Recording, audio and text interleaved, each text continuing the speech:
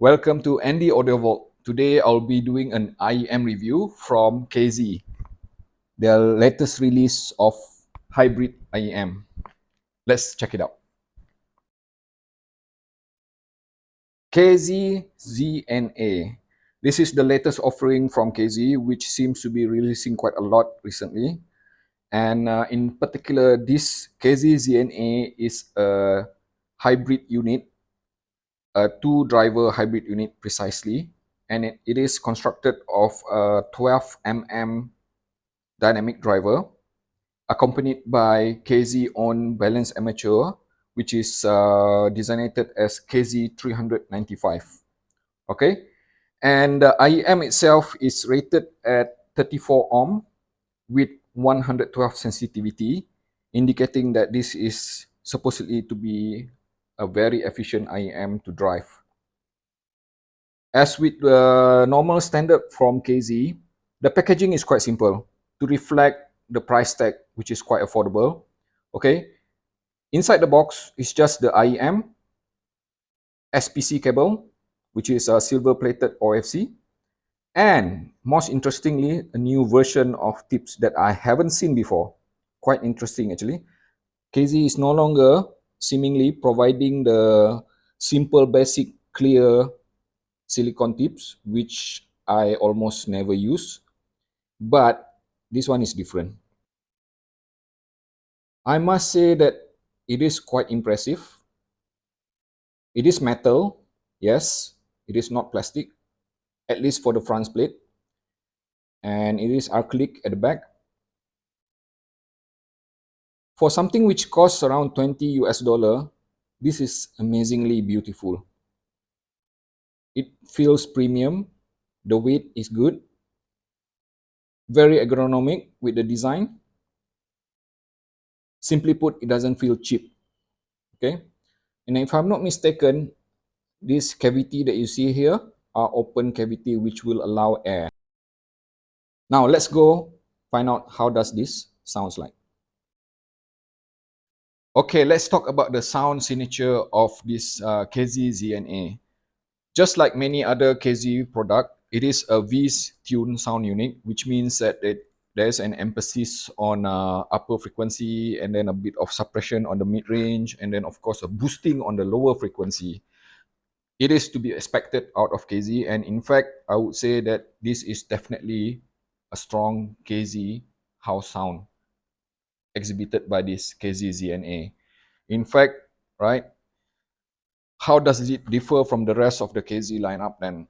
Perhaps I think we can actually look deeper into the presentation of the entire sound spectrum from one end to another end, starting with the dynamic presentation.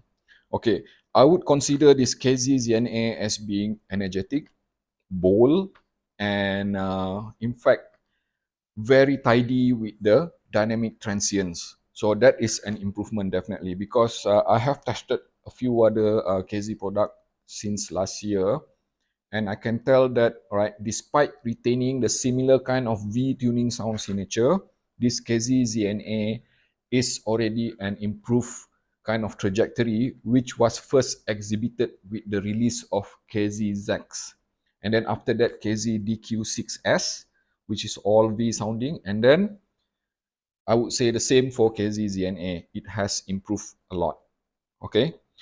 As with the dynamic itself, okay, I mentioned just now that it is energetic, it is vibrant. Make no mistake, this is not something which is meant for people who prefer something which is a bit mild, or should I say polite sounding.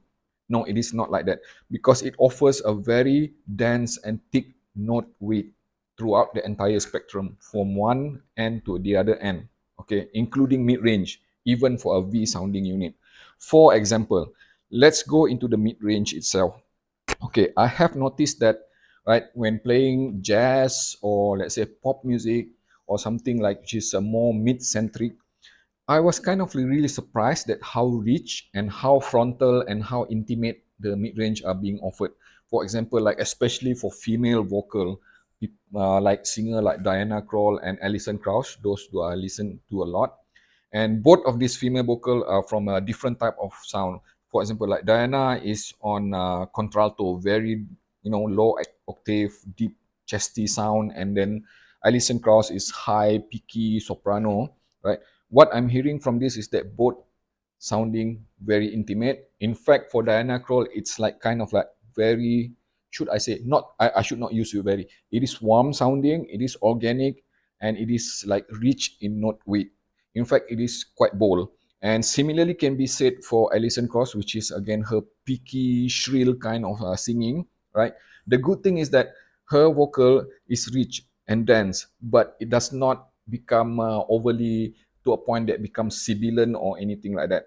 So surprisingly, for a V sounding unit, this KZ ZNA is good with vocal and mid-range, which applies also to instruments. So when I say instrument, what I'm hearing, like for example, I listen a lot to rock and metal, like guitar strumming, the attack, the decay itself, it sounds organic to my ears, at least. And the fact that even though it is organic, it is also kind of like frontal and very bold with the note width itself, the attack. So that's pretty much on the mid range. Going into the upper frequency, now perhaps this is the only section which I think I would have some issue with KZ ZNA. But hold on first, I'm not saying that it is bad or anything like that.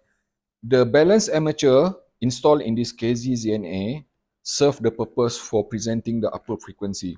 But it also means that as opposed to, let's say, compare with, again, KZ on DQ6S HBB, right, which is only running on dynamic driver, I can hear that the presentation of the treble is a bit less organic, or I must say it is kind of a bit digital to my ears, right? So I am a treble lover, so I can immediately tell, hey, this treble is neat, it's clean, it's solid with macro details.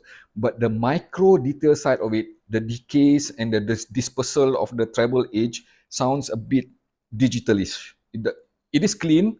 The good thing is that it is clean, it is not granular, it does not, like say, disperse all over the place, but it is not organic enough for my taste. And talking about that, the energy level of the treble is well controlled, not to be sounding outright bright. It is still sparkly, depending on the type of listening partner that you are, or should I say the genre of music that you're playing. Okay, it has good air and good vibrancy to it, but it is well controlled to a point that sometimes I feel that the treble extension may feel a bit roll off. It's just that perhaps it is the best way to describe it is a bit subdued. And now going to the best part for KZ ZNA, this is definitely, like many other KZ, bass heavy kind of IEM. Yep. So let me just put it this way. As opposed to some other tuning from KZ, KZ ZNA is mid-bass heavy IEM. So rather than, let's say, for example, some IEM from KZ will exhibit, a good balance of between mid-bass and sub-bass, right? And some focus on sub-bass, Harman type of tuning, right? And this one is the traditional mid-bass type. So I would kind of like really relate it to the similar kind of tuning heard from the old KOS Pota Pro or even KOS KSC 75.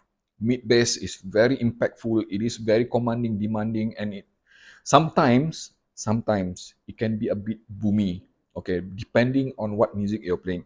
But the boominess is well controlled enough to a point that it does not tarnish the entire spectrum of lower frequency, that I can still hear sub-bass. Sub-bass is there, the presence, the seismic sensation is still there, right?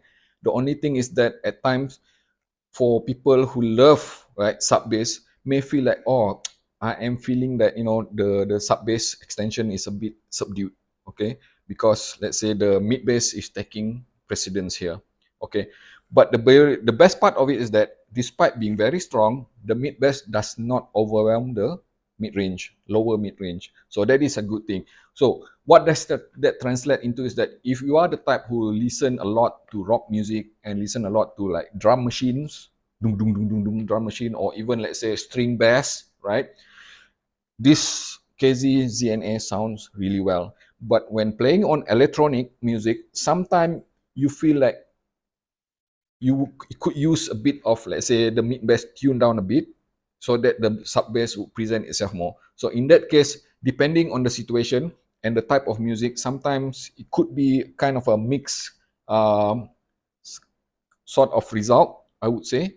Okay. Now, moving into technicalities, I would say that KZ ZNA for the asking price is an excellent IEM with technicalities, with the only setback being the sound stage, right? Despite being holographic with the imaging, it does not feel that wide. Okay, I'm not saying that it is narrow or it is congested. It just feel that because of that bold and frontal presentation that it offers, the soundscape feels a bit closer to the head rather than further up. Okay, so depend on the preference of the listener. Some people like it that the presentation will be frontal and be in your face kind of presentation. With the rest of the technicalities, KZ ZNA have speed, have resolution, and the cohesion of the dynamic is very clean. I mentioned clean earlier, and I mentioned again, this is where the cleanliness came from, because the layering, the separation, and the placement of the instruments are cleanly placed. So for something which is like, like again, budget range, surprisingly, the performance is quite good there. Okay, let's just recap on the overall look for KZ ZNA. Before I do that, right, let's just touch back on these tips here. Okay, this is probably one of the things that makes me kind of like really impressed with this KZ ZNA, because unlike the other tips which is offered by KZ, I was actually able to use this out of the box directly. And I wasn't forced to change the tips to my regular foam tips or Decone foam tips. When I plug it into my ears immediately, it feels comfortable. The whole IEM feels comfortable. And most importantly, the sound. The sound. Okay, the reason that I don't like silicone tip previously, because most, or if not all, of silicone tips present to me some sort of a bass resonance and reverb, which I find very annoying, meaning that it, kind of like, splashing through my ear canal, that to a point that it became kind of like a bit muddy, right? So my solution has always been, for anything which is bass heavy tune or harmon tune, right, I will always use foam tip. But for KZ ZNA here, it was okay for me to use this stock tip. So KZ, good job on this one. Really nice on this IEM. Let's do a bit of comparison. How or where does KZ ZNA place? First, the first competition for KZ ZNA itself is another KZ, which is KZ HBB DQ6S. Okay, the reason that I'm saying that is that because last year when I reviewed KZ HBB DQ6S, I love it, right? Despite for me always preferring a flatter sound, right? KZ DQ6S presented something which is very clean, with bass presentation, with the balance of sound, the organic touch to it. Okay, the difference is that what KZ ZNA offers is that it is a trajectory which has been started by DQ6S, and ZNA offers something slightly different. It has a bolder sound approach with the energy level, and it also focuses more on mid bass. Whereas DQ6S is more harmon type of tuning with focus a bit more on sub bass. So depending on your need, definitely some people who prefer harmon type of tuning would still probably want to stick to HBB DQ6S. Okay, but if you are like me who prefer mid bass, I prefer this more. Okay, so that's the difference between ZNA and DQ6S. As compared with the rest, another of KZ product, which is a sister company, CCA. The most recent one which I have tested from CCA was CCA CXS. Okay, I love that. The major difference between this KZ ZNA and CCA CXS is that CXS is a bit more tuned down with the energy level and a bit closer to neutral target. So meaning also it is less bassy, right? It is more focused on towards trying to achieve a more balanced sound. So it is still V-tune, but the handling of the sound signature is slightly different. So as compared to with KZ ZNA, I would say that ZNA is a bit more exciting and CXS is a bit more analytical. So that's pretty much how I would compare it. Of course, there are so many to compare with. In fact, if you were to listen to many V-tune sounding IEM nowadays, they are pretty much similar sounding. It's just minor differences here and there. That is the fact of it. All right, it's just so many IEM being tuned properly. But if you are looking for something which is affordable at around just 20 US dollar with very excellent build, good tips, and excellent bass, mid bass sound, KZ ZNA is something to consider. Okay, thanks.